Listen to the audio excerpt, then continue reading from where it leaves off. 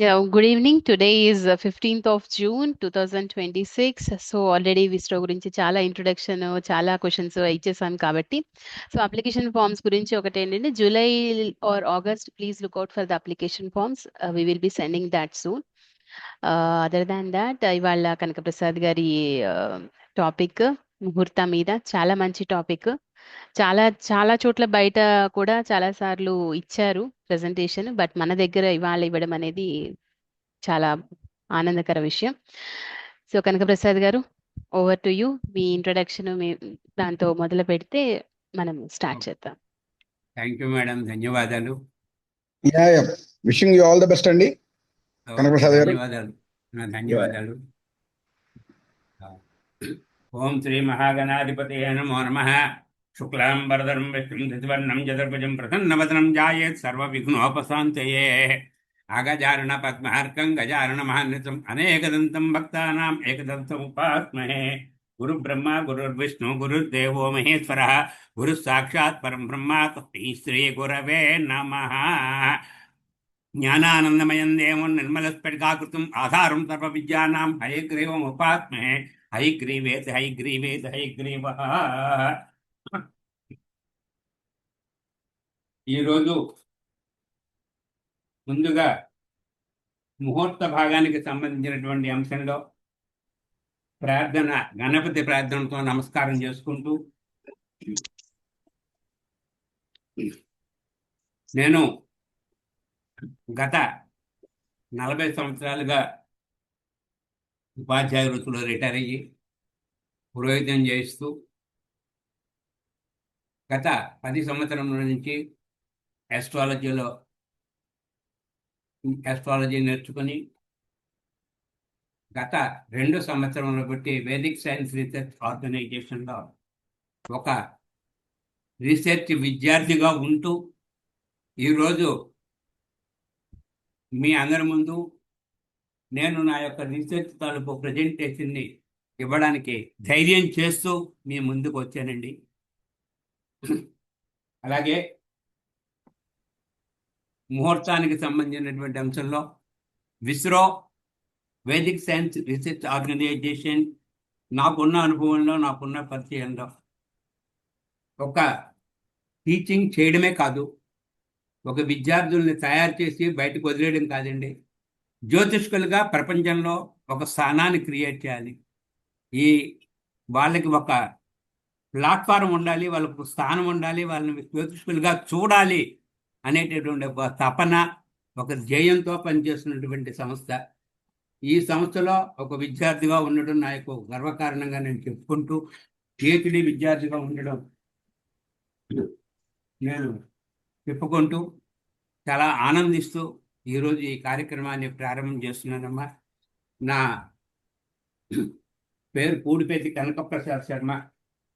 నేను ఇక్కడ ముహూర్త, ఇంపార్టెన్స్ ఆఫ్ ముహూర్త యాజ్ పర్ పంచాంగ అనేటటువంటి దాని మీద విషయం మీద నేను పరిశోధన చేస్తూ ఉన్నాను. అయితే దాని పరిశోధన పంచాంగం దాని మీద కాబట్టి ముందుగా నేను ప్రారంభం చేస్తున్నానమ్మా. ఈరోజు స్వస్తిశ్రీ చాంద్రమాన శ్రీ పరాభవనామ సంవత్సరము, అధిక జ్యేష్ఠ మాసము, బహుళ అమావాస్య, తత్కాల ప్రతిపద్యాం, ఇందువాసరే, మృగశీర్ష నక్షత్రే, సోలయోగానంతర గండయోగే, నాగవాకరణానంతర కింసుగ్నకరణే, తులా లగ్నమునందు నేను ఈ యొక్క సెషన్ని ప్రారంభం చేస్తున్నాను. అయితే ముహూర్తం యొక్క ప్రాధాన్యత మనందరికీ చాలా విషయాలండి, తెలుసుకునే విషయాలు అయినప్పటికీ కూడా ఇక్కడ చెప్పడం యొక్క నా బాధ్యత కనుక నేను చెప్తున్నానమ్మా.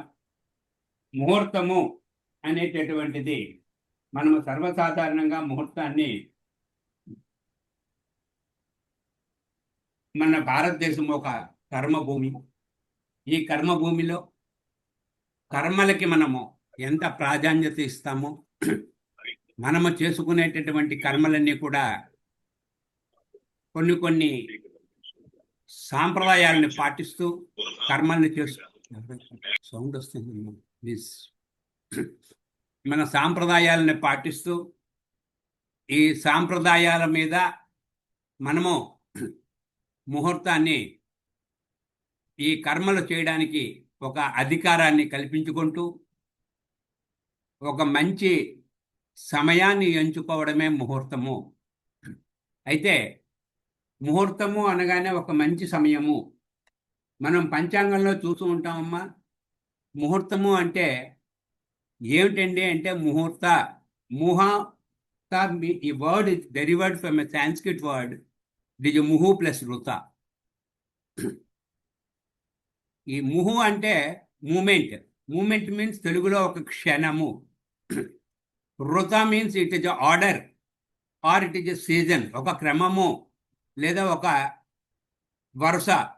సీజన్ మీన్స్ ఇక్కడ as per Rigveda season means మన ఋతువులు. ఏవైతే మనకి 6 ఋతువులు ఉన్నాయో ఆ 6 ఋతువులని సీజన్ కింద ఋగ్వేదంలో పరిగణించుకోవడం జరిగిందండి. అయితే దీనికి సంబంధించినటువంటి అంశంలో ముహూర్త భాగంలోకి వస్తే మనము ముహూర్తము అనే పదాన్ని పంచాంగంలో చాలా 3 రకాలుగా చూస్తూ ఉంటామమ్మా. ఒకటి ముహూర్తము, శుభముహూర్తము. ముహూర్తము అనగానే ఇక్కడి నుంచి మళ్ళీ చెప్పాలమ్మా. ఓకే,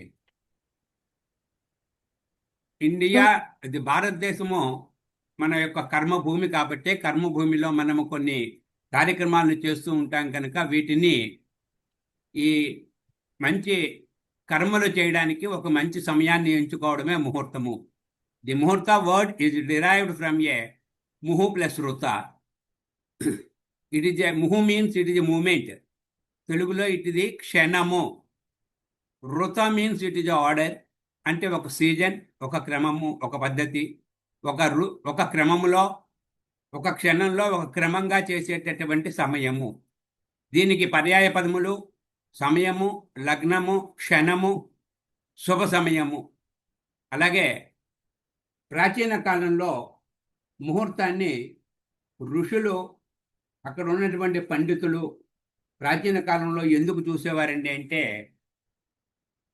వ్యవసాయపు పన్నులు ఆధారంగా చేసుకున్నటువంటి వ్యవసాయాధారమైనటువంటి మన దేశంలో, మన దేశం వ్యవసాయ దేశం కనుక వ్యవసాయ ఆధారితమైనటువంటి మన దేశంలో వ్యవసాయ పన్నుల మీద ఆధారపడినటువంటి రైతులందరూ కానీ చాలా కాలం చాలామంది అనేక వర్గాల వారు రైతులుగా ఉంటూ ఆ వ్యవసాయాన్ని ఆధారంగా చేసుకుని జీవిస్తూ ఉన్నటువంటి సమయంలో ఏ పంటలు వేస్తే ఎలా ఉంటుంది, ఏ విత్తనాలు వేస్తే ఎలా ఉంటుంది, ఏ సమయంలో ఏ విధమైనటువంటి విత్తనాలు వేయాలి అనేటటువంటి కార్యక్రమాల కోసము, యజ్ఞాల కోసము, యాగాల కోసము ఈ ముహూర్తములను నిర్ణయిస్తూ శుభకార్యమైనటువంటి వివాహము, గృహప్రవేశము, గృహారంభము, ఉపనయనము అనేటటువంటి వాటికి కూడా ముహూర్తములను నిశ్చయించుకోవడం జరుగుతుంది.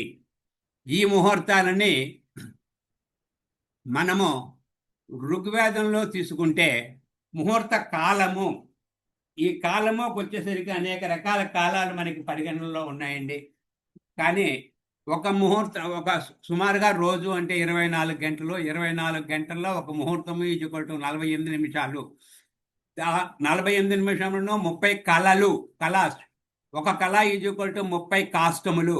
This kashta is 1.6 minutes. Muhurta means 1/30th of the day.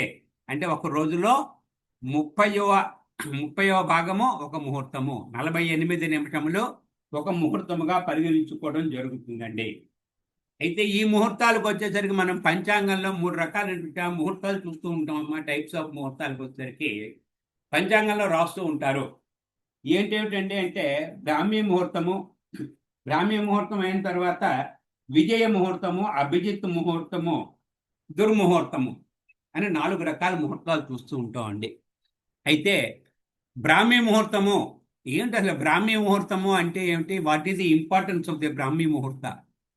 ఇది సూర్యోదయమునకు 1:36 ముందు ప్రారంభం అవుతుందండి. 48 అది సూర్యోదయానికి 1:36 ముందుగా 48 నిమిషములే బ్రాహ్మీ ముహూర్తము. అంటే the 48 minutes period that starts before 136 minutes before the sunrise It is a Brahmi Muhurta. This Brahmi Muhurta is a very, very important day, important Muhurta. Why? Because ఇక్కడ ఉండేటటువంటి బ్రాహ్మీ ముహూర్తంలో మనకి ఇది ఆధ్యాత్మిక సాధనకి, అంటే బ్రాహ్మీ ముహూర్తంలో సంధ్యావందనము, జపము, అలాగే ప్రస్తుత కాలంలో అయితే ధ్యానము, యోగా, ఇవి చేయడానికి చాలా అత్యంత అనుకూలమైనటువంటి సమయము. అలాగే అయితే ఈ సమయాన్నే ఎందుకు తీసుకోవడం జరిగింది, దీనికి వెనకాల ఉన్నటువంటి సాధారణమైనటువంటి విజ్ఞానం ఏంటండి అంటే, ఆయుర్వేదం ప్రకారంగా మన శరీరంలో వాత, పిత్త, కఫ అనేటటువంటి దోషాలు మనకు ఉంటూ ఉంటాయండి. వాత అంటే గాలి మరియు ఆకాశము, పిత్త అంటే అగ్ని మరియు నీరు, కఫ అంటే భూమి మరియు నీరు. ఇందులో ఈ 24 గంటల వ్యవధిలో ఈ దోషాలు మనకి వేర్వేరు కాలాల్లో మన దేశంలో మన శరీరంలో ప్రబలిస్తూ ఉంటాయి. కాబట్టి రాత్రి 2 గంటల నుండి 6 గంటల వరకు మధ్య వాతతత్వం చురుగ్గా పనిచేస్తూ ఉంటుంది. వాతతత్వం చురుగ్గా పనిచేస్తూ ఉంటుంది కనుక మనము ఈ వాతతత్వం చురుగ్గా పనిచేస్తూ ఉంటుంది కాబట్టి ఈ సమయానికి ఆధ్యాత్మిక కార్యక్రమమైనటువంటి జపము, యోగా, ధ్యానము చేయడానికి చాలా అనువైన ముహూర్తముగా నిశ్చయించడం జరిగింది. అందుకు దీన్ని బ్రాహ్మీ ముహూర్తము అని పిలుస్తున్నామండి. ఇక అభిజిత్ ముహూర్తము, అసలు అభిజిత్ ముహూర్తము అంటేనే చాలా ముఖ్యమైనటువంటి ముహూర్తం అండి. అభిజిత్ అనేటటువంటి పదమానికి అసలైనటువంటి అర్థం ఏంటంటే అంటే గొప్పదైనటువంటి విజయము, the vast success. It is a very success in the life. Abhijit అనే పదానికి అర్థమే సక్సెస్. కాబట్టి దీన్ని ఏం చేస్తామండి, ఎప్పుడు పెట్టుకుంటామండి, ఏదైనా ఒక గొప్పదైనటువంటి పనులు చేయడానికి, అలాగే ఇన్వెస్ట్మెంట్లకి, పెట్టుబడులకి ఈ ముహూర్తాన్ని ఉపయోగించుకుంటామండి. అయితే ఈ ముహూర్తము విజయాన్ని సాధించి పెట్టేటటువంటి ముహూర్తము. డెఫినెట్గా మనం ఖచ్చితంగా ఈ ముహూర్తంలో ఏ పని చేస్తున్నా సరే ఇట్ ఈస్ సక్సెస్ఫుల్. అందుకే ఈ ముహూర్తాన్ని అభిజిత్ ముహూర్తము అని చెప్పారండి. ఈ అభిజిత్ ముహూర్తాన్ని మనము ముహూర్తానికి సూర్యోదయ లగ్నము నుంచి 8వ ముహూర్తము అభిజిత్ ముహూర్తము. సూర్యోదయ లగ్నం నుంచి 8వ ముహూర్తమే అభిజిత్ ముహూర్తము అవుతుందండి. అయితే ఇది ఇట్ మీన్స్ దీన్ని ఏ విధంగా లెక్కేసుకోవాలండి అంటే, సూర్యోదయం నుంచి 7 ముహూర్తములు, ఒక ముహూర్తము ఈక్వల్ టు 48 నిమిషములు, దట్ ఈజ్ 336 నిమిషములు, అంటే 5 గంటల 36 నిమిషాలు. ఇక్కడ దీన్ని ఈ విధంగానే మనం ఎందుకు క్యాలిక్యులేషన్ వేసుకోవాలి, అసలు అభిజిత్ ముహూర్తాన్ని ఇలాగే ఎందుకు మనం క్యాలిక్యులేషన్ వేయాలండి అంటే, మనకి సూర్యోదయం నుంచి ఉండేటటువంటి 8వ ముహూర్తము అభిజిత్ ముహూర్తము అని చెప్పుకోవడం జరిగిందండి. లగ్నాలకు వస్తే సూర్యోదయ లగ్నం నుంచి మనకి 4వ లగ్నము, అంటే 12 లగ్నాల్లో సుమారుగా లగ్నము నిడివి 2 గంటల చొప్పున తీసుకుంటే ఒక్కొక్క లగ్నము 2 గంటలు అయితే 4 లగ్నాలు 4 2 8 గంటలు. అంటే ఉదాహరణకి అంటే 3 లగ్నాలు దాటిన తర్వాత 4వ లగ్నంలో అభిజిత్ లగ్నం ముహూర్తము ఉంటుంది. ఎలాగా అన్నట్లయితే దాని క్యాలిక్యులేషన్లో సుమారుగా ఉదాహరణకి ఉదయం 6 గంటలకి సూర్యోదయం వేసి 3 లగ్నాలు అంటే 3 రెళ్ళు 6 గంటలు ప్లస్ 6 12 గంటలు, మధ్యాహ్నం 12 గంటల సమయము అభిజిత్ లగ్నము. అయితే దీన్ని ఇలాగే ఎందుకు లెక్కించుకోవాలండి అంటే, సూర్యోదయ సమయానికి సూర్యోదయం ఉదయిస్తున్నప్పుడు సన్ రైజింగ్ సమయంలో ఉండేటటువంటి రాశిని సూర్యోదయ లగ్నం అంటాం. కాబట్టి ఇక్కడ భచక్రాన్ని 12 రాశులుగా విభజించడం జరిగింది కనుక ప్రతి గ్రహము లేదా ప్రతి నక్షత్రము కూడా ఒక్కొక్క రాశిలో ఉంటాయి. కాబట్టి ఏదో ఒక రాశిలో ఉంటుంది.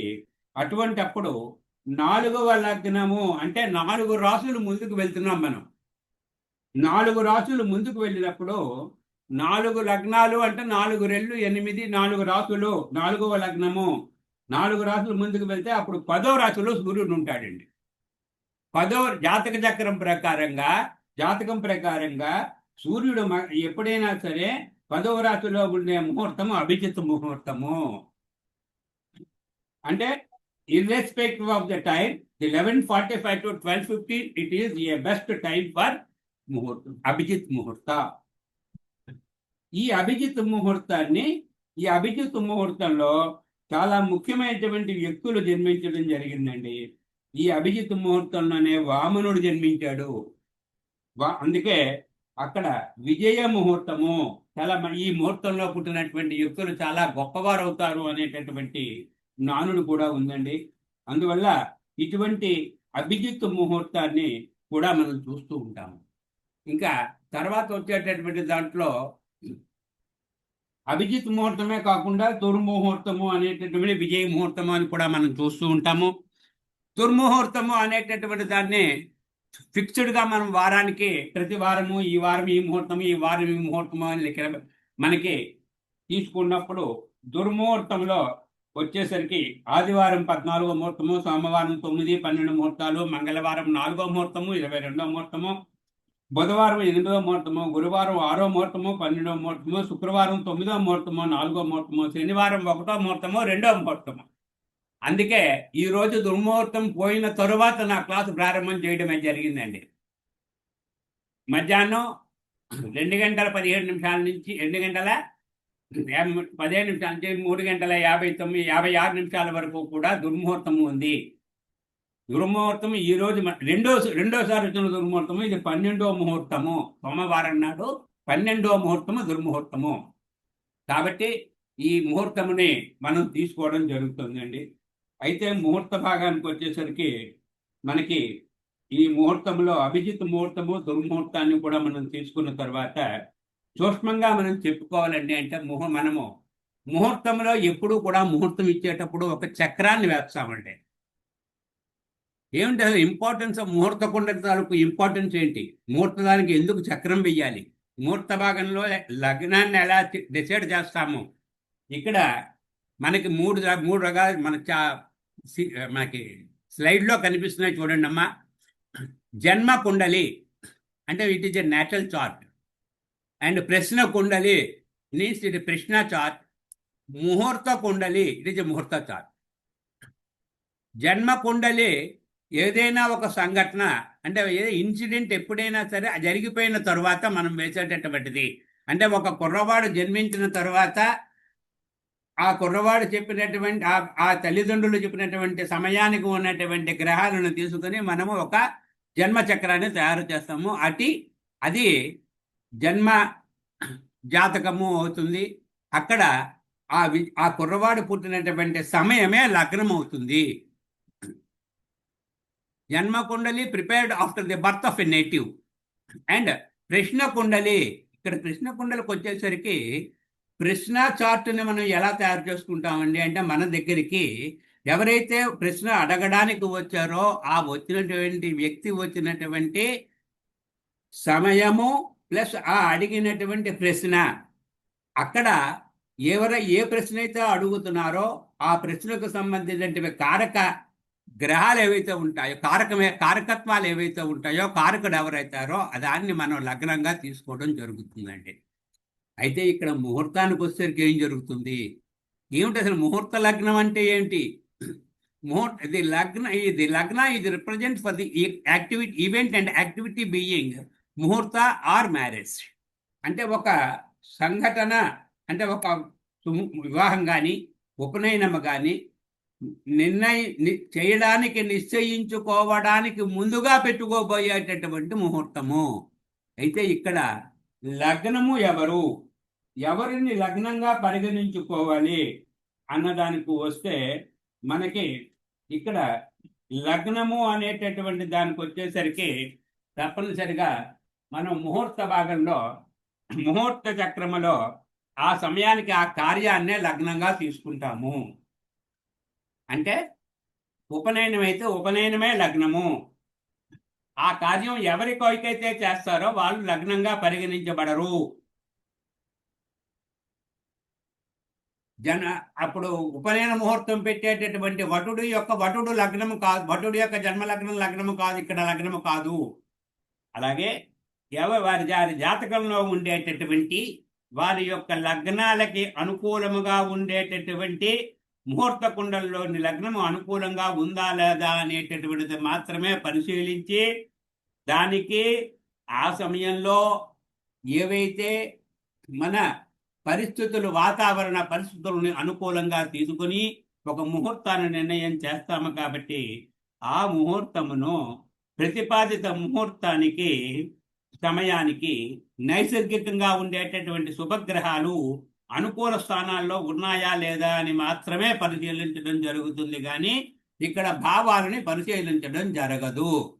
జన్మకుండలలో భావాలని పరిశీలిస్తాము, ఇక్కడ భావాల యొక్క పరిశీలన ఉండదు. అది ఈ ప్రశ్న చక్రానికి జన్మ చక్రానికి ఉండేటటువంటి ఇది ముహూర్త చక్రానికి జన్మ చక్రానికి ఉండేటటువంటి తేడా అండి.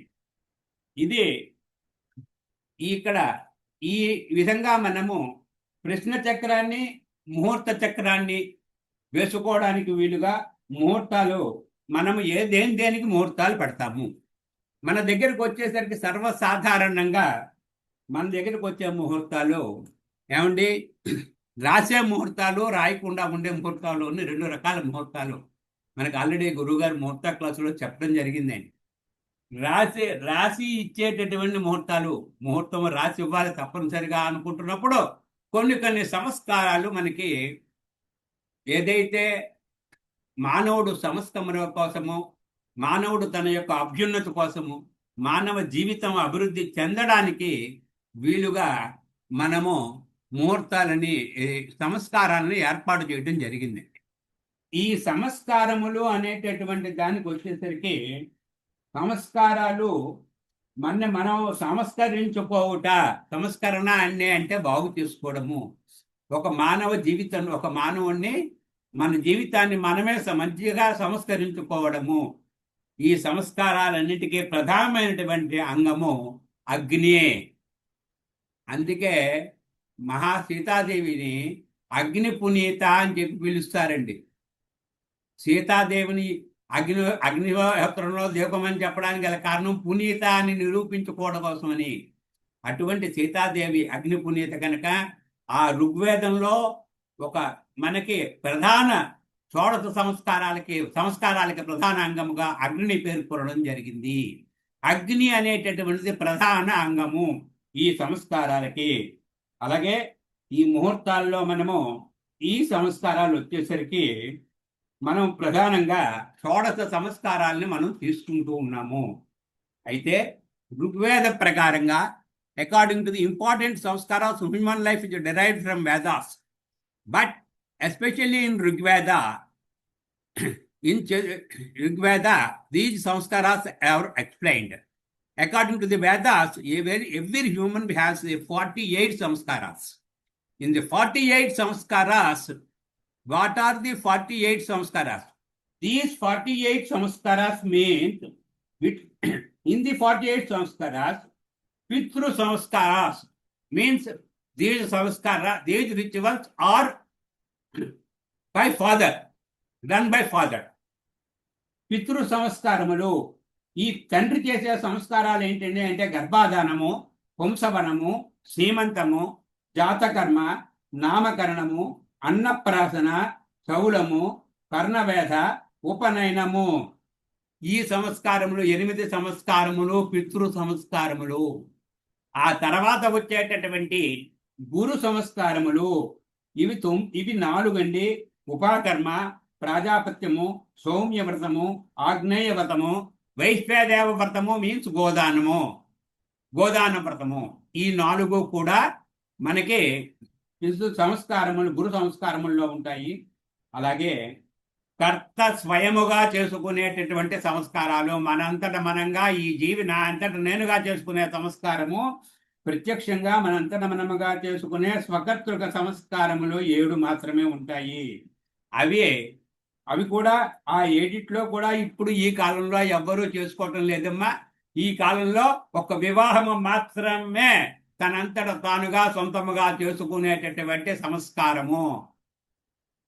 ఒక్క వివాహము మాత్రమే స్వతంత్రంగా నా కోసము నేను చేసుకునేటటువంటి సంస్కారము వివాహము ఒకటేను, అనంతట మనముగా చేసుకునే సంస్కారము. అయితే ఈ స్వతంత్ర సంస్కారాల్లో ఏడిట్లో స్నాతక వ్రతము, వివాహము, దేవయజ్ఞము, పితృయజ్ఞము, మనుష్య యజ్ఞము, భూతయజ్ఞము, బ్రహ్మయజ్ఞము, ఇవి అలాగే 4 పాకయజ్ఞాలు 7, అభిర్యజ్ఞాలు 7, సోమయజ్ఞాలు 7, ఆత్మగుణములు 8, మొత్తముగా 48 సంస్కారాలు. అయితే ఈ 48 సంస్కారాల్లోని కూడా ఇది వెరీ వెరీ ఇంపార్టెంట్, ముఖ్యమైనటువంటి సంస్కారాలని 16 సంస్కారాలని తీసుకొని మనము ఈరోజు షోడశ సంస్కారములుగా పరిగణించుకుంటూ షోడశ సంస్కారాలుగా మాట్లాడుకుంటూ ఉన్నాము. షోడశ సంస్కారాల కోసమే ముహూర్తమును నిర్ణయించడం జరుగుతుంది. ముఖ్యంగా ముహూర్తాల్లో షోడశ సంస్కారాల గురించి ముహూర్తమును నిర్ణయిస్తూ ఉంటాము. వీటినే మనము షోడశ సంస్కారాలు అని చెప్పి తెలియజేసుకోవడం జరుగుతుందమ్మా. అయితే షోడశ సంస్కారాల్లో ఇక్కడ మనందరికీ ఒక సందేహం వస్తుంది. గర్భాధానం అనేటటువంటిది నేను కదా చేస్తున్నాను, ఈ సంస్కారం స్వకర్తృక సంస్కారం, తండ్రి చేసే సంస్కారం అని చెప్పి ఎందుకు చెప్పడం జరిగింది? అక్కడ ఒక జీవికి ప్రాణం పోయడం కోసం అని చెప్పి చేసే సంస్కారం కాబట్టి, తండ్రిగా మనము ఒక జీవికి ప్రాణం పోస్తున్నాము, ఆ సంస్కారం నీ కోసం చేసుకునేది కాదు అనేటటువంటి విషయాన్ని తప్పనిసరిగా తెలుసుకోకూడదు. అందుకే మొట్టమొదటి సంస్కారాన్ని మనము గర్భాధాన సంస్కారంగా ఇవ్వడం జరిగిందండి. ఈ షోడశ సంస్కారాల్లో మొట్టమొదటిది గర్భాధాన సంస్కారము. సంధార్యతే ఏన కర్మణ తద్గర్భాధానమిత్యనుగతార్థం కర్మ నామధేయం. అంటే ఇది క్షేత్ర సంస్కార సిద్ధి. క్షేత్రము అంటే పొలము, సంస్కారము అంటే గర్భాధానము అంటే గర్భాన్ని సంస్కరించేటటువంటి ఒక కర్మ. ఏదైతే దీని అర్థం ఏంటంటే అంటే ఏ కర్మ అయితే పూర్తయిన తర్వాత స్త్రీ తన యొక్క పతి ద్వారా తన గర్భమునందు శుక్రధారణ చేయుచున్నదో దానినే గర్భాధానం అన్నారు. మానవ జీవితము సంస్కారాలకు క్షేత్రము. అటువంటి మానవుని జన్మకు కారణమైనటువంటి గర్భక్షేత్రాన్ని సంస్కరించడమే గర్భాధాన సంస్కారము. ఇది గర్భాధాన సంస్కారంలో చాలా మన సంస్కారాల్లో మొట్టమొదటి సంస్కారం అండి. రెండో సంస్కారానికి వస్తే పుంసవనము. ఈ సంస్కారము ఈ మధ్యకాలంలో కాదు, చాలా కాలమైంది, ఎవరు కూడా చెయ్యటం లేదండి. కానీ దీని గురించి మనము తెలుసుకోవలసినటువంటి అవసరం అయితే ఉందండి. సాధారణంగా సంతానమును కోరేటటువంటి పురుషుడు కానీ స్త్రీ కానీ ఏమనుకుంటారండి? ప్రస్తుత కాలమాన పరిస్థితుల్లో ఎప్పుడైనా సరే నాకు ఒక కుమారుడు కావాలి, పున్నామ నరకం నుంచి తప్పించేవాడు పుత్రుడు, కాబట్టి నాకు పుత్రుడు కావాలి, ఒక పుత్రుడు కావాలి అనేటటువంటి కోరికతో ఈ సంస్కారాన్ని పుంసవనము అనే సంస్కారాన్ని నిర్వహించడం జరుగుతుంది. అయితే పుమాన్ ప్రసూయతే ఏన కర్మణ తత్ పుంసన మీరితం తత్పుమాన్ సూయతే అనేన కర్మేణ సేతుయుక్త్య పుంసూపత పాదక కర్య కర్మ విశేష. ఏ సంస్కారము ద్వారా అయితే గర్భమునందలి పిండమునకు పుంరూపమును పురుష రూపమును సిద్ధించును అదే పుంసవనము. ఈ సంస్కారము ప్రతి గర్భంలోని చేయొచ్చు. మొదటి గర్భమునందే కాదు, రెండో గర్భంలోని, మూడో గర్భంలో కూడా చేసుకోవచ్చును అని శాస్త్ర ప్రమాణముగా చెప్పబడుతుంది. ఇక మూడో దాన్ని అండి సీమంతోన్నయనము. ఇది ఈ మధ్య కాలంలో దీని తాలూకు విధానం అంటే పూర్తిగా మారిపోయింది. సీమంతము అని ఆడవాళ్ళందరినీ పిలిచి గాజులు పెట్టించడము, బట్టలు ఇవ్వడము, ఇవన్నీ చేయడం జరుగుతూ ఉంటుందండి. కానీ సీమంతోన్నయనము అంటే సీమంత ఉన్నీయతే యస్మిన్ కర్మన్ తత్ సీమంతోన్నయనమితి కర్మనా నామధేయము. అంటే ఇక్కడ ముఖ్యంగా ఎప్పుడైనా మనం గమనించి ఉంటాం చూడండి, గాజులు పెట్టించినప్పుడు స్త్రీకి జడ వేస్తారండి.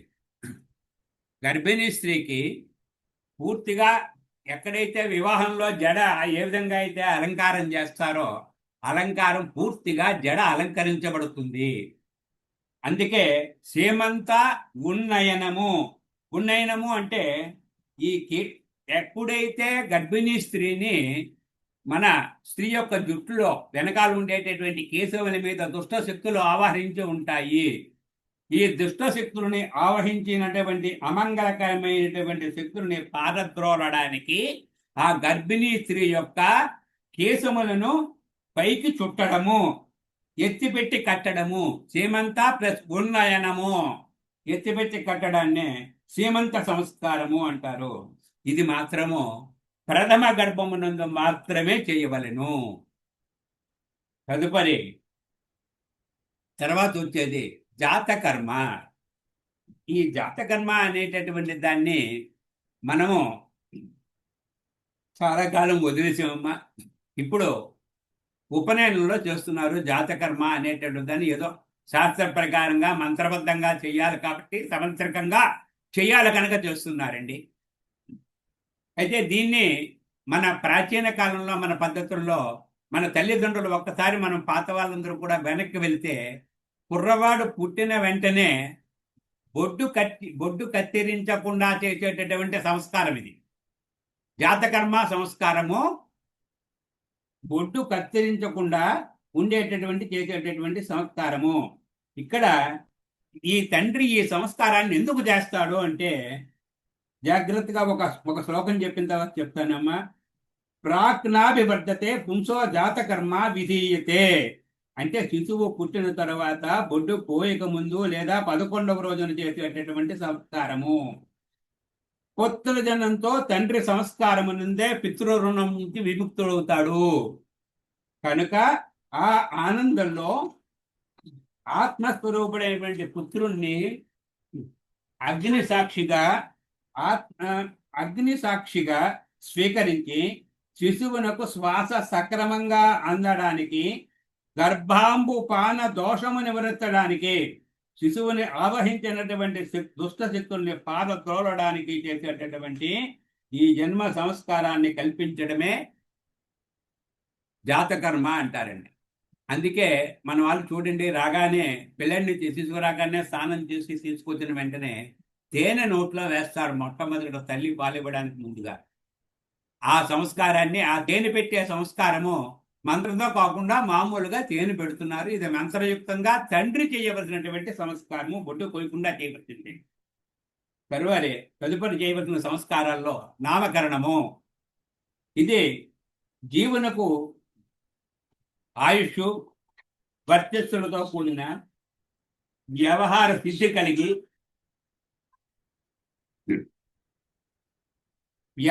సిద్ధి కలిగి వైదిక లౌకిక కీర్తి కలుగుటకు శిశువునకు పేరు పెట్టుటకు చేయు సంస్కారమే నామకరణము.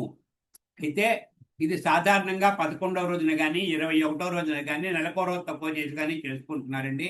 ఈ నామకరణ ముహూర్తాన్ని, నామకరణాన్ని బారసాల అనేటటువంటి పద్ధతిలో చేస్తున్నారు. ఇదే ఆ పెట్టినటువంటి పేరు మనము తండ్రి కుర్రవాడి యొక్క కుడి చెవిలో చెప్తాడు. కుడి చెవిలో చెప్తున్నారండి అంటే అర్థం ఏంటండి అంటే ఉపదేశం ఇస్తున్నారు. ఆ కుర్రవాడికి ఆ పేరు ఉపదేశము. ఆ పేరు పెట్టిన తర్వాత నువ్వు ఎన్ని రకాల పేర్లు కలుపుకున్నా నువ్వు చివరికి పిలిచేది ఒక పేరుతో పిలవాలి కాబట్టి ఆ పేరుతో పిలవండి. అంతేగాని ఆ పేరు మార్చి ఇంకొక పేరుతో దయచేసి పిలవద్దు. ఇది నా యొక్క అభ్యర్థన అందరికీ కూడాను. ఒక మంచి పేరు పెట్టుకొని పేరు ఎట్టి పరిస్థితుల్లోనూ మార్చకండి. పేరు ఎట్టి పరిస్థితుల్లోనూ వదిలేసి పిలవకండి. పేరుని కట్ చేసి కూడా పిలవకండి. అలాగే ఒక మంత్రాన్ని మనం కట్ చేసి చెప్పం కాబట్టి పేరుని మాత్రం కట్ చేసుకుండా పేరు పెట్టుకునే సంస్కరణాన్ని నామకరణము అనే సంస్కారంతో చెబుతున్నామండి. అలాగే తదుపరి చేసే సంస్కారాల్లో అన్నప్రాసన. ఏమిటి అన్నప్రాసన? అన్నం తినిపించడము. దీన్ని కుమారుడికి లేదా కుమార్తెకి దంతములు వచ్చినటువంటి సమయంలో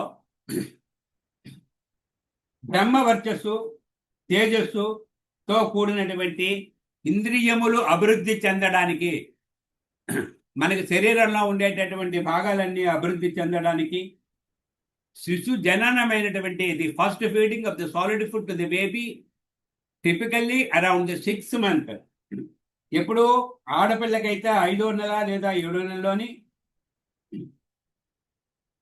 మగపిల్లడికైతే 6వ నెల లేదా 8వ నెల లేదా 10వ నెలలోని తండ్రి బ్రాహ్మణ సంతర్పణ చేసి అన్నమును తినిపించడమే ఒక సంస్కారము. దీన్ని మార్కండేయ స్మృతిలో అపరార్కుడు అనే మహర్షి తెలియజేసింది ఏంటంటే అంటే ఈ సంస్కారము అన్నము తినిపించడము, విద్యార్థి ఈ కుర్రాడికి భోజనం పెట్టడం కూడా పూర్తి అయిపోయిన తరువాత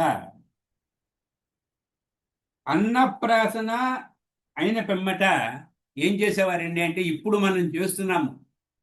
చాలా మంది అన్నప్రాసన అయిన తర్వాత ఒక కార్యక్రమం చేస్తారు, అన్ని వస్తువులన్నీ పెడతాము. అక్కడ షోడశ కళలు మనకు ఉన్నాయి. అంటే ఏ కళలు ఉన్నాయి? గాత్రము, సంగీతము, అలాగే ఇటువంటి కళలు ఏవైతే ఉన్నాయో, చదువు, ఈ వేదముల పుస్తకాలు, ఇటువంటి పుస్తకాలు, పెన్ను, తర్వాత కత్తి, పసుపు, కుంకుమ, పుష్పాలు, ఇవన్నీ కూడా ఒక బల్ల మీద పెట్టి కుర్రవాడిని ఆ పనిముట్లను ఆ పిల్లవాడి ముందు ఉంచి తాకున్నట్లు చేయడము. కుర్రవాడు ఏదైతే ముట్టుకుంటాడో వాడి జీవితము దాని మీద ఆధారపడి బతకడం జరుగుతుంది అనేటటువంటి ఒక జీవికను తెలియజేయడం కోసం అని చెప్పి ఇటువంటి కార్యక్రమాన్ని చేస్తున్నారండి. ఇదే మార్కండేయ స్మృతిలో అపరార్కుడు అనే మహర్షి చెప్పిన విధంగా చేస్తున్నారండి. ఇది అన్నప్రాసనకి చేసేటటువంటి విధానము. ఈ విధానము అలాగే స్త్రీలకి కూడా ఒక గుండలు చేసి అక్కడ పెట్టేటటువంటి విధానం ఉందండి. అది ప్రాచీన విధానాల్లో ఒక విధానం. ఇదే అన్నప్రాసన అండి. అన్నప్రాసన అయిన తర్వాత కర్ణవేధ. ఏమిటి కర్ణవేధ? కర్ణము అంటే చెవులు, వేధ అంటే ఇక్కడ కర్ణవేధ అంటే చెవులు కుట్టించుట అనే సంస్కారం అండి. ఇక్కడ చెవులు కుట్టించుట అనేటటువంటి దాన్ని దివ్యమైనటువంటి వర్చస్సు కలిగి ఉత్తరోత్తర గురోపదేశము, వస్త్రధారణ సిద్ధి కలగడానికి పితృదేవతల అనుగ్రహ నిమిత్తము చేయవలసినటువంటి సంస్కారము కర్ణవేద సంస్కారము. అయితే ఇక్కడ శాస్త్రపరంగా ఇక్కడ ఈ ఉండేటటువంటి ఒక నరానికి మనము కన్నము పెట్టి ఒక లోహాన్ని, బంగారము అనే ఒక లోహాన్ని తగిలించినట్లయితే మన యొక్క ఈ నరము మెదడులో ఉండేటటువంటి నరములతో పనిచేసి మన మేధస్సు బాగా పెరుగుతుంది, దివ్య వర్చస్సు కలుగుతుంది, గురోపదేశం జరుగుతుంది, ఆ ఉపదేశ మంత్రాలు బాగా వస్తాయి అనేటువంటి భావనతో కర్ణవేధ చేస్తూ ఉంటారు. చెవులు కుట్టించుకోవడం అందుకే చేస్తూ ఉంటారమ్మా. ఇటువంటి సంస్కారాన్ని కూడా మనకి షోడశ సంస్కారంలో ఒక సంస్కరణగా పెట్టుకోవడం జరిగింది. అలాగే చూడాకరణము తర్వాత సంస్కారంలో చూడాకరణము, ఇది చౌలము. ఉపనయనం చేసేటప్పుడు జాతకర్మ, నామకరణ, అన్నప్రాసన, చౌలోపనయనాఖ్యం కర్మ కరిష్యమాన అని ఒక సంకల్పం చెప్తున్నామండి. చౌలము, ఈ చౌలానికి ముందు అంకురారోపణ అనే ఒక కార్యక్రమం కూడా చేస్తామండి. అది వేరే కార్యక్రమాల్లో ఉంటుంది, దాని గురించి చెప్పాల్సిన అవసరం లేదు. కానీ చౌలము అనేటటువంటి కార్యక్రమం అంటే ఇక్కడ పంచశగలు పెట్టుకొనుట. చూడ అనగా శిఖము, శిఖ ఇది ఉంచి మిగిలిన కేశములను అన్నీ కూడా తీయడము. శిఖ అంటే ఒకసారిగా చూడండి, ఇక్కడ మనకి వెనకాల శిఖ కనిపిస్తూ ఉంటుంది. పిలక పెట్టుకుంటూ ఉంటారు చాలా మంది. పిలక పంతులు గారు అని పిలిస్తే పిలక పెట్టుకోవడం అనేటువంటిది అది శిఖ ఉంచుకోవడం అండి. ఒక బ్రాహ్మణుడిగా శిఖ ఉంచుకోవాలి. ఈ శిఖ అనేటటువంటిది చూడాకర్ణం యొక్క సంస్కరణ. ఇది 3వ సంవత్సరంలో చెయ్యాలి. దీన్నే చౌలము అంటారు. ఈ మానవుడు చేసినటువంటి కర్మ ఫలములు ప్రతి జన్మలోనే మనకి వెంట వస్తూ ఉంటాయి. పాపం మాత్రము ఎవరిని ఆశ్రయించి ఉంటుంది? ఈ కేశములను ఆశ్రయించి ఉంటుందండి. కర్మ మాత్రము మనకి మన కర్మ ఫలమైతే ప్రతి జన్మలో వస్తుంది. పాపం మాత్రము వీటిని ఆశ్రయించి ఉంటుంది. కాబట్టి ఈ కేశములు తీయించడం వలన జీవుడి యొక్క జన్మాంతర పాపములు కూడా పోతాయి. కాబట్టి తండ్రి తన గోత్రమున ఎంతమంది ఇది అందుకోసం అని చెప్పి ఈ చౌలాన్ని మనం చేయించాలి. ఈ వపన సంస్కారాన్ని అందుకు చేస్తారు.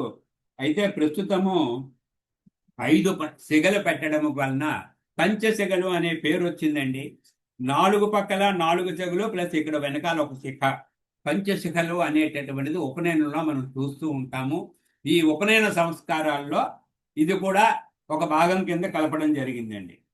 తర్వాత వచ్చే సంస్కారము ఉపనయనము. ఉపనీతే ఫలం త్వేతత్ ద్విజత్వ సిద్ధిపూర్వక వేదాధీత్య అధికారస్య సిద్ధి ఋషిభిరేరిత. ఈ సంస్కారము వలన ద్విజుడుగా మారుతున్నాడు. ద్విజుడు అంటే 2 జన్మలు గలవాడు.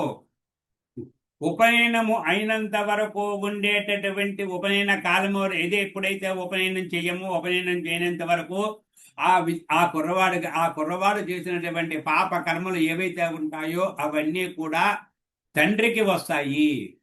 ఉపనయనం అయిన తర్వాత వేరే ఒక జన్మను ఎత్తుతున్నాడు. ద్విజన్మ, ద్విజుడు 2 జన్మ కలవాడు అనే అర్థం అండి. అదే అనగా 2వ జన్మను పొందుతున్నాడు. కాబట్టి ఈ సంస్కారాన్ని మొదట ద్విజత్వ సిద్ధ్యర్థం యజ్ఞోపవేత ధారణం గరిష్యే అని చెప్పేసి మనం ఒక సంకల్పం చెప్తాము. ద్విజత్వ సిద్ధ్యర్థం అంటే 2వ జన్మ రావడం కోసం అని చెప్పి మనము ఉపనయనం తీసుకుంటున్నామండి.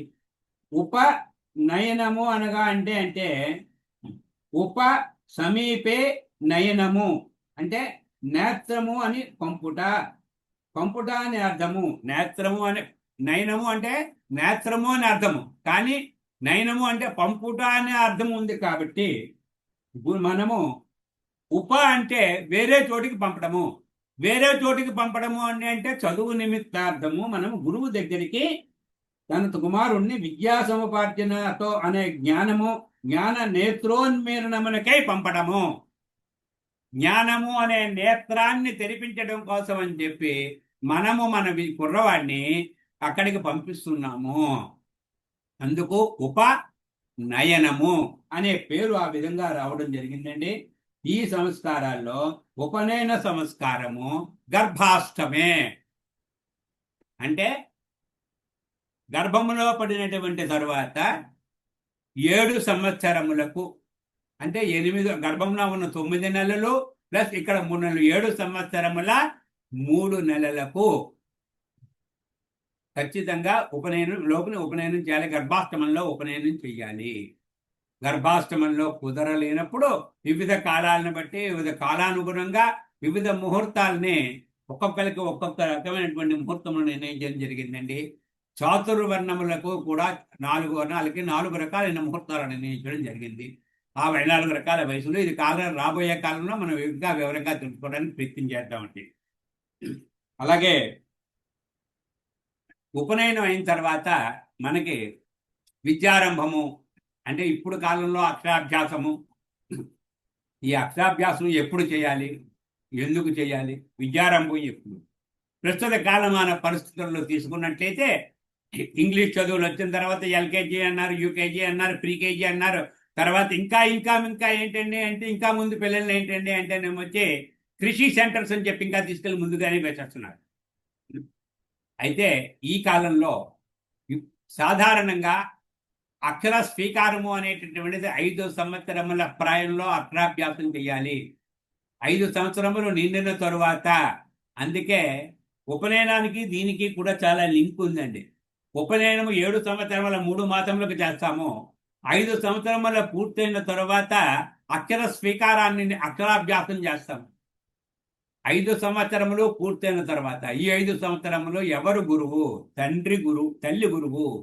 తల్లి యొక్క ఒడిలో కూర్చొని తల్లి దగ్గర కూర్చొని అనేక అంశాలు నేర్చుకుంటాడు. కాబట్టి అక్షరాభ్యాసాన్ని 5 సంవత్సరములు పూర్తయిన తర్వాత మాత్రమే చేయాలి. కానీ ప్రస్తుత కాలమాన పరిస్థితుల్లో 3 సంవత్సరాలకి చేస్తున్నారు. అలాగే చాలా ముఖ్యమైనటువంటి అంశము, దీనికి కూడా ఒక ప్రత్యేకమైనటువంటి ఒక ముహూర్తాన్ని నిర్ణయించుకొని ఆ ముహూర్తంలో చెయ్యాలి. వీటిలోనే వేద వ్రతములు అనేటటువంటి దాంట్లో ఒక భాగం అండి ఇది. 10, 11, 12. 12 కూడా వేద వ్రతము. ఇక్కడ 5 సంవత్సరాల తర్వాత అక్షరాభ్యాసం చేసి 6వ సంవత్సరము 7వ సంవత్సరము కూడా మన దగ్గర ఉంచుకొని 7 సంవత్సరముల 3 నెలలకు ఉపనయనం చేసి వేదారంభానికి పంపిస్తున్నాము. ఈ వేదారంభము అనేటటువంటిది వీటన్నిటినీ కూడా వేద వ్రతములు అనేటటువంటి సంస్కారములు 3 ఉన్నాయండి. 10, 11, 12 కూడా ఇవి వేదారంభ సంస్కారములు అంటారు. వీటిలో తర్వాత వచ్చేటటువంటిది స్నాతక వ్రతము, సమావర్తనము. ఇదే మనం ఇప్పుడు కాలంలో చూసారండి. ఇప్పుడు లేటెస్ట్ కాలంలో తీసుకుంటే కాన్వకేషన్ అనేటటువంటి పదాన్ని దీనికి వాడొచ్చండి. కాన్వకేషన్ అంటే ఏంటి? ఒక చదువు పూర్తయిన తర్వాత ఒక డిగ్రీ తీసుకోవడం కానీ, ఒక డిగ్రీని తీసుకోవాలి, ఒక చదువు పూర్తయింది, ఒక పోస్ట్ గ్రాడ్యుయేషన్ అనేటటువంటివి తీసుకోవడానికి ఒక సెరమనీ, ఒక ఉత్సవాన్ని నిర్వహిస్తారు. దీన్నే మన విశ్వవిద్యాలయంలో స్నాతకోత్సవం అని పిలుస్తారు.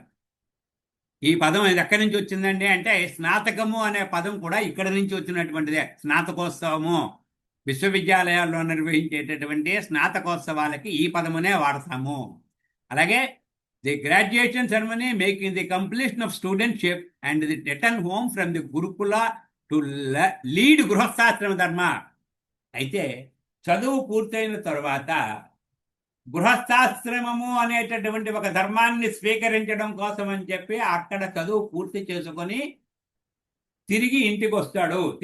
ఇంటికి వచ్చేటప్పుడు చేసేటటువంటి కార్యక్రమమే స్నాతక వ్రతము. ఈ స్నాతక వ్రతములో మనము గురుకుల సమావర్తనం యస్మిన్ కర్మని తత్సమావర్తనము. ఇది మాత్రము మన సొంతంగా మనం చేసుకునేటటువంటి సంస్కారము.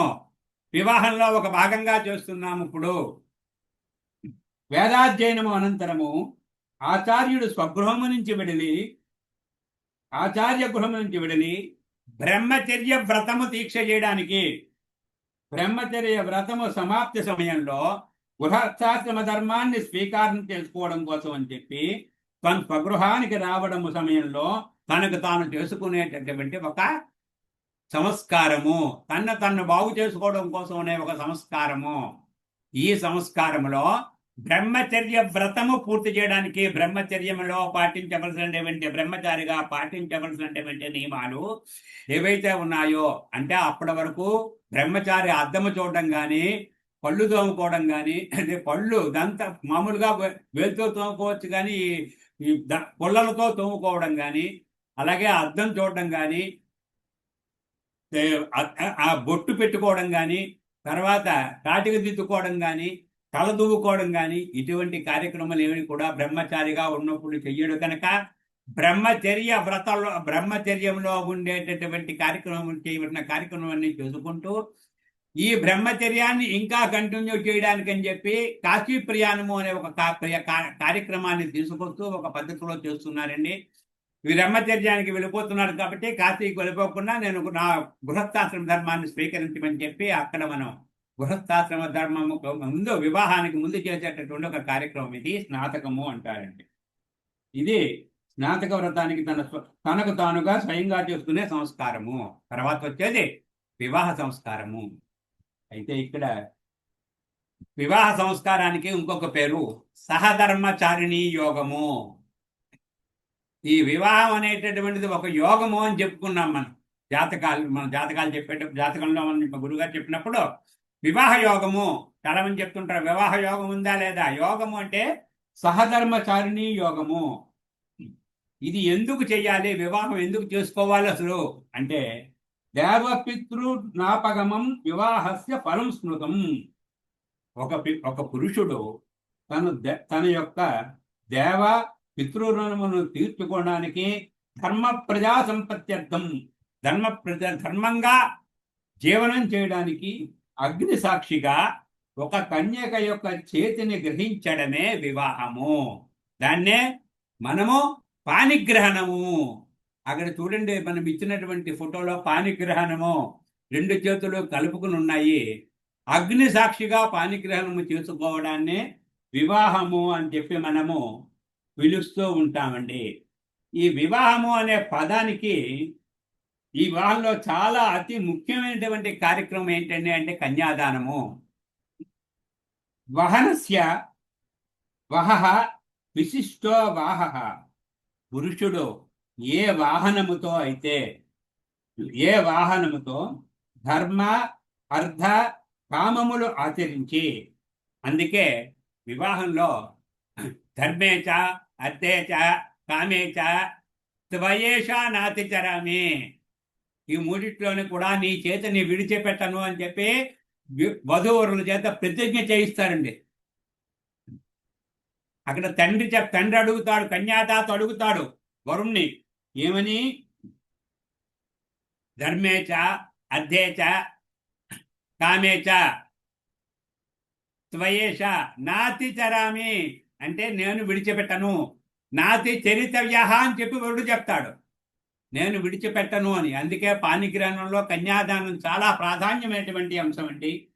ఇక్కడ తీసుకుని ఈ కన్యాదానము ధర్మార్థ కామములు ఆచరించి దేవ ఋషి పితృ రుణములను తీర్చుకొని మోక్షానికి చేరుకుంటాడో అటువంటి విశిష్టమైనటువంటి వివాహమే వివాహము. అంటే ఈ వివాహము పూర్తయితే, వివాహం అయితేనే కానీ మోక్షానికి చేరుకోలేడు ఒక జీవి. అందుకే ధర్మార్థ కామ మోక్షములు అని చతుర్విధ మోక్షాలు. ధర్మము, అర్థము, కామము. కామము అంటే కోరికలు, అనేక రకాల కోరికలు. కామము అంటే అదొక్క కోరిక కాదు, అనేక రకాల కోరికలు అమ్మని.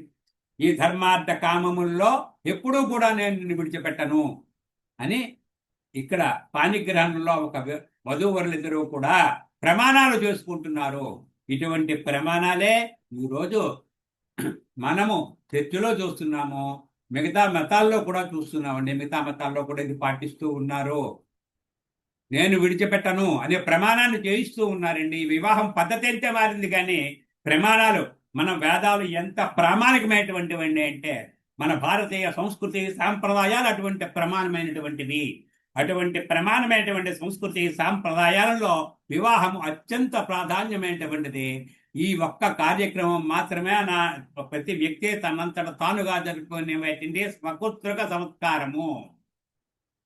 ఇది కన్యాదాత వివాహం చేసుకున్నాను కాబట్టి కన్యాదాత తనతో పాటు ఏం చెప్తాడండి అంటే 21 తరాల పితృదేవతలని ధరించి శాశ్వత బ్రహ్మలోక నివాస ప్రాప్తికై షోడశ మహాదానాలతో పాటుగా ఉండేటటువంటి కన్యాదానాన్ని అనుగ్రహిస్తున్నాడు.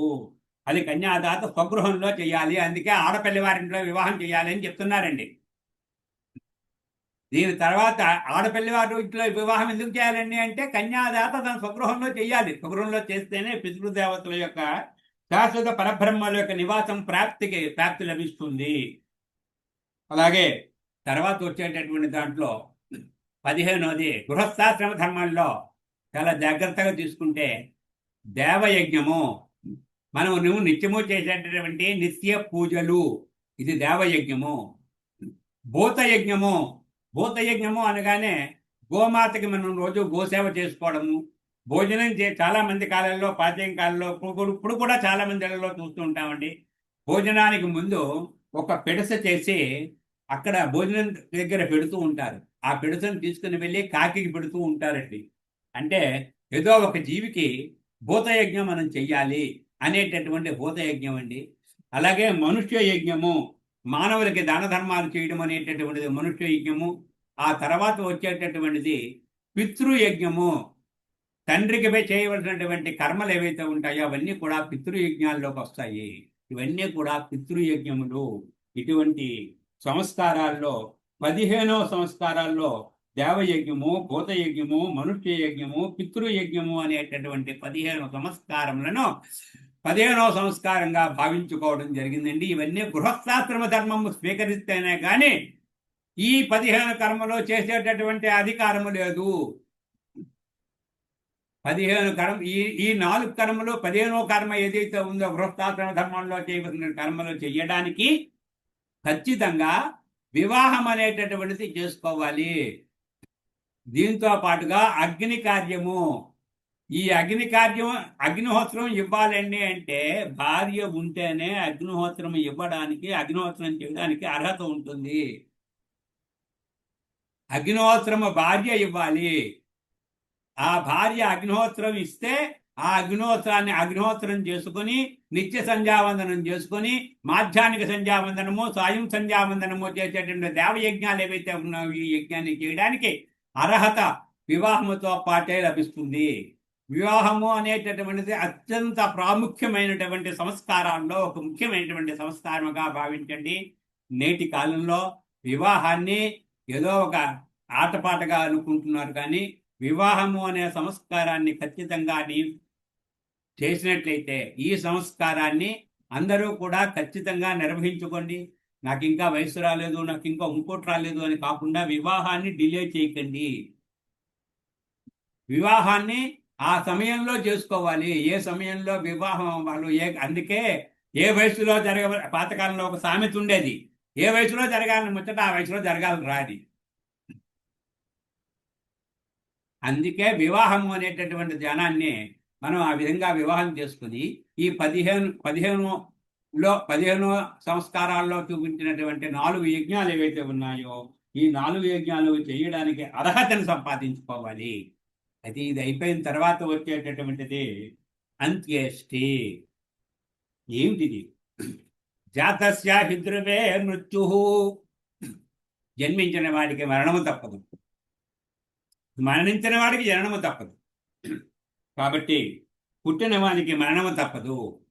అయితే చనిపోయిన తర్వాత కూడా చేసేటటువంటి కార్యక్రమం ఒక సంస్కారమా అంటే, అందుకే మనం చూస్తున్నాం చూడండి. ఇంతకు ముందు మనకి కరోనా వచ్చినప్పుడు చాలామంది చెప్పారు, చాలామంది చనిపోయారు. చాలామంది చనిపోతే ఆ దగ్గరికి వెళ్ళకండి, వాళ్ళకి దగ్గర ఉన్నటువంటి ఇబ్బందులు ఉంటాయి అని. అందుకే మనకి 10 దిన కర్మలు, 10 రోజుల పాటు ఒక కర్మలు చేయడానికి ఒక అధికారము వాళ్ళకి ఆ సమయంలో అసూచం ఉంటుంది. ఆ గోత్రము వాళ్ళకి, ఆ ఇంటి పేరు గల వాళ్ళకి, గోత్రము అంటే ఇట్ జీన్స్. మనకి ఎక్కడైనా సరే కోవిలికి వెళ్ళడానికి పూజకి వెళ్తే వెంటనే బాబు మీ గోత్రం ఏమిటి అని అడుగుతారండి. గోత్రం ఏమిటని ఎందుకు అడుగుతున్నా? గోత్రము అంటే ఇట్ ఇస్ ఏ జీన్స్. మన వెనకాల ఉండే జీన్స్ అండి గోత్రము అనేటటువంటి దాన్ని. ఆ గోత్రములో ఉన్నటువంటి వాళ్ళు ఎవరైతే ఉంటారో, ఆ ఇంటి పేరు గల వాళ్ళు ఎవరైతే ఉంటారో, ఈ 11 రోజుల పాటు ఒక ఎటువంటి పూజా కార్యక్రమములు, ఎటువంటి నిత్య కార్యక్రమములు చేయకుండా 11 రోజుల పాటు అశౌచాన్ని పాటిస్తారు. ఇది అంత్యేష్టిలో ఒక భాగము. ఈ 11 రోజుల పాటు ఒక జీవిని, అంటే ఒక భర్త తన తండ్రి చనిపోతే తన తండ్రికి చేసేటటువంటి, తల్లి కానీ తండ్రికి కానీ చేసేటటువంటి కార్యక్రమాలను, చనిపోయిన తర్వాత చేసే 11 రోజుల కార్యక్రమాలను కూడా అంత్యేష్టి అంటారు. ఈ అంత్యేష్టి కార్యక్రమాలను ఖచ్చితంగా అందరూ కూడా ఎవరి యొక్క మతానుసారము, ఎవరి యొక్క సాంప్రదాయ పద్ధతులకు అనుకూలంగా వాళ్ళు నిర్వహిస్తూ ఉంటారు. ఈ సాంప్రదాయాన్ని అనుసరించి నిర్వహించేదాన్నే ఈ కర్మలు అంటారండి. ఇటువంటి సంస్కారాలు షోడశ సంస్కారాల్లో కూడా ప్రస్తుత కాలమాన పరిస్థితుల్లో మనము 16 సంస్కారాలు చూడటం లేదు, కానీ ప్రస్తుతానికి ఒక 10 సంస్కారాలు మాత్రమే మనం చూడగలుగుతున్నాము, మనం చెయ్యగలుగుతున్నామండి. ఈ గర్భాధానము, సీమంతము, నామకరణము, అప్రాజ్ఞాతము, అన్నప్రాసన, పుట్టు వెంట్రుకలు తీయుట, చెవులు పుట్టుట, ఉపనయనము, వివాహము, అంత్యేష్టి. ఈ 10 కార్యక్రమాలు మాత్రమే ప్రస్తుతం మనం చూస్తున్నామండి. మనము కూడా చేస్తున్నాము, మనం ఆచరిస్తున్నాము. ఈ కార్యక్రమాలన్నీ కూడా షోడశ సంస్కారాలు ఎందుకు చేయాలి, ఎందుకు చేయవలసిన అవసరం ఉందండి అంటే, మానవ జీవితంలో ఒక జీవి సంస్కరించబడాలి అంటే తను తప్పనిసరిగా ఈ కర్మలు, ఈ రిచువల్స్ ఏవైతే ఉంటాయో, మనకి శాస్త్రంలో చెప్పబడినటువంటి కర్మలు ఏవైతే ఉన్నాయో వీటిని సంస్కరించబడ్డమే సంస్కారాలు. In human life the 16 sacred karmas are performed at different stages of the life. These sacred rites are known as samskaras. These samskaras sanctity and guide an individual through every important milestone of the life. They enrich, refine, and complete the human life journey, transforming an individual into a responsible and cultured and spiritually evolved person. Through a practice of these samskaras, one develops a noble values and a discipline and a sense of duty. Thus, so these 16 samskaras not only contribution to the welfare of individual and upliftment of the individual, but also it help in building to the harmonious and virtuous and prosperous society, to develop a prosperous society. So this is my presentation. Thank you for listening, for your చాలా ఓపికగా విన్నటువంటి మీ అందరికీ కూడా కృతజ్ఞతాభివందనాలు తెలియజేసుకుంటున్నానమ్మా.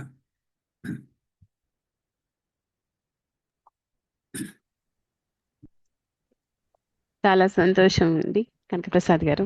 Sir, your feedback sir. గురుగారి feedback. నమస్కారం. So యాక్చువల్గా నేను పబ్లిక్లోకి వస్తాను కాబట్టి నేను డ్రెస్సింగ్ బాగోలేదు కాబట్టి నేను ఏమీ కెమెరా ఆన్ చేయట్లేదు.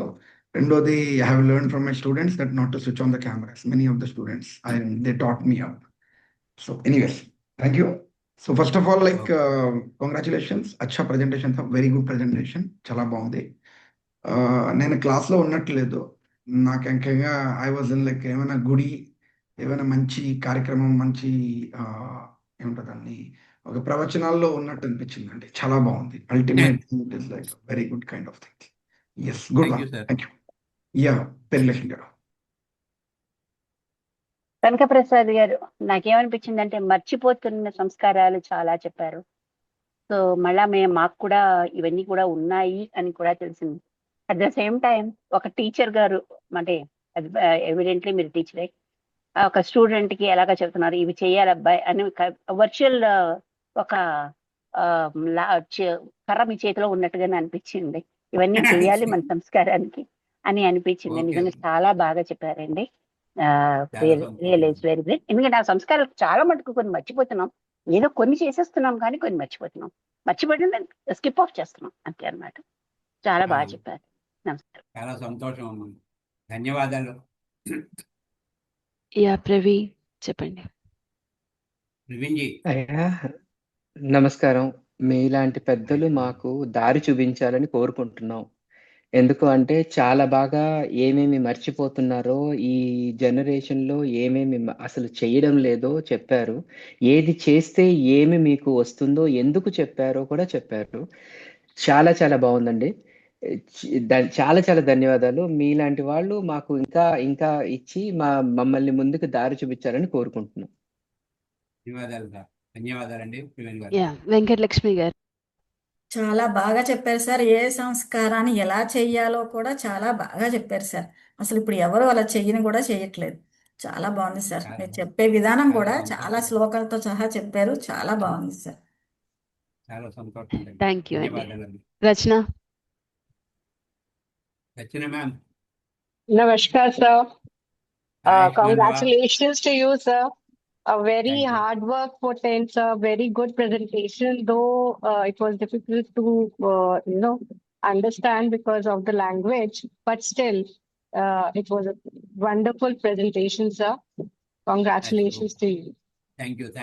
Thank you Rachana. Suraj G.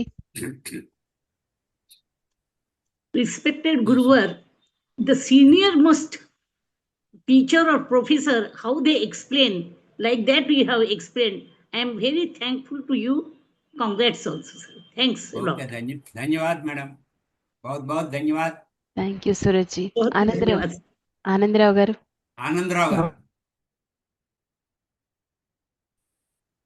గారు, మీకు ధన్యవాదములు. చాలా బాగా ఉన్నది మీ class. Presentation is very good. సంక్షిప్తంగానే గంట పైన తీసుకున్నారు. అన్ని సంక్షిప్తంగానే చెప్పినారు. మిగతావన్నీ కూడా విపులంగా నెక్స్ట్ క్లాస్ లో ఇంకా బాగా విశదీకరించి మాకు ఇంకా బాగా అర్థమయ్యేటట్లుగా మీ థీసిస్ ని పొడిగిస్తూ చెప్తారని ఆశిస్తున్నాము. ధన్యవాదములు. Thank you. థ్యాంక్ యూ అండి. మధురేఖజీ.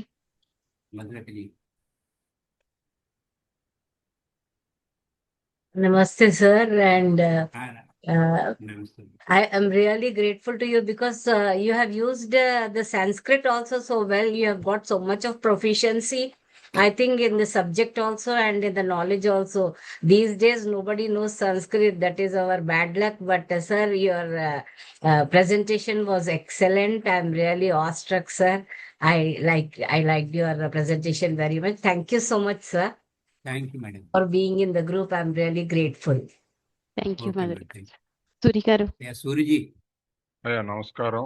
ముందుగా అయ్యా ప్రణామాలు. ఆయుష్మాన్. మీ అయ్యా విద్వత్తుకిను మీ వయసుకి మీరు చేసిన సేవకి నమస్కారాలు. సబ్జెక్ట్ గురించి మాట్లాడడానికి ఏం లేదండి నా దగ్గర. ఒక పాయింట్ అయితే ఉన్నది. చెప్పండి. మీరు ప్రజెంటేషన్ ముహూర్త అని వచ్చింది, అంటే అవునండి. ముహూర్తం మీద చేస్తున్నామని. కాకపోతే ఆ, మీరు దాంట్లో షోడశ సంస్కారాల గురించి మాట్లాడారు. అవునండి. మీరు అంటే ముహూర్తాలు ఇది సిరీస్ లాగా చేస్తారు అనుకుంటాను. ఇది ఒకటి, తర్వాత ఆ, ఆ, ఇంకోటి, తర్వాత ఇంకొకటి. మీరు అదే ముహూర్తాల్లో ఈ రోజు షోడశ సంస్కారాల గురించి మాట్లాడతాము అని చెప్పి ఉంటే ఇంకొంచెం బాగుండేది. ఓకే, అదే ఎందుకంటే మీరు ముహూర్తం దగ్గర మొదలెట్టారు. ఏంటి బ్రాహ్మీ ముహూర్తము ఇవన్నీ ఎక్స్ప్లెయిన్ చేశారు. కానీ అక్కడి నుంచి ట్రాన్సిషన్ అయినప్పుడు షోడశ సంస్కారాలకి ట్రాన్సిషన్ అవుతామని చెప్పి ఎక్కడ మీరు ఎక్స్ప్లిసిట్ గా అనల. అది కొంచెం మీరు అది ఆలోచించండి. కొద్దిగా రైట్. Okay okay. అంటే నేను రాసుకోవడం అయితే రాసుకున్నాను. మధ్యలో ఏంటంటే అంటే ఈ మానవుడికి 16 సంస్కారాలకి ప్రత్యేకంగా ముహూర్తం గురించి మన దగ్గరకు వస్తారు అని చెప్పడం జరిగింది, అంతేనండి. అయితే అప్పుడు ముహూర్తం నుంచి మీరు షోడశ సంస్కారాల్లోకి వెళ్ళిపోయారు. సరే, ఆ, ఏదైనా అంటే సబ్జెక్ట్ బాగుంది, దాని గురించి నేను అంటంలేదు. మీ ప్రజెంటేషన్ గురించి నేను చెప్తున్నా. ఒకటి. రెండో ఓకే. పాయింట్, మీరు చౌలము గురించి చెప్పినప్పుడు ఆ, చౌలము దగ్గర శిఖ ఒక ప్రస్తావన అనే పదం తీసుకొచ్చారు. వాడాను.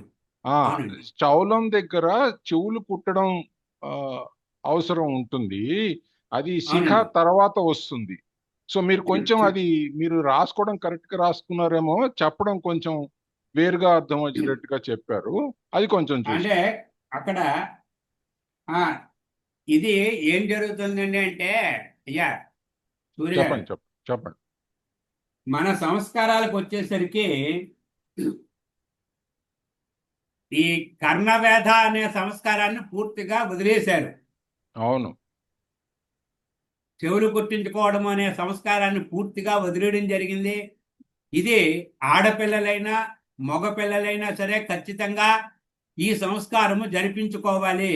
ఇగో ఈ రోజు వరకు కూడా నా చెవులకి కన్నాలు ఉంటాయండి. చిన్నప్పుడు మనము ఇది ఖచ్చితంగా 20 నెల రోజుల లోపునైతే ఇక్కడ తక్కువ ఉంటాయి కాబట్టి, మెత్తగా ఉంటుంది కాబట్టి నెల రోజుల లోపుని 3వ నెలలోని దీనికి ఒక సమయం ఉంది. ఆ సమయంలో కర్ణవేధ చేస్తామండి.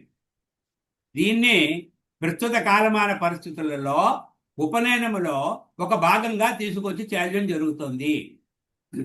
అందుకు కర్ణవేధ అనే సంస్కారాన్ని ముందు తీసుకొచ్చి ఈ చౌలము పంచసెగలు పెట్టే సంస్కారాన్ని ఉపనయనంలోకి తీసుకొచ్చాము. 8వ సంస్కారం కింద చెప్పానండి. ఓకే ఓకే, సరే.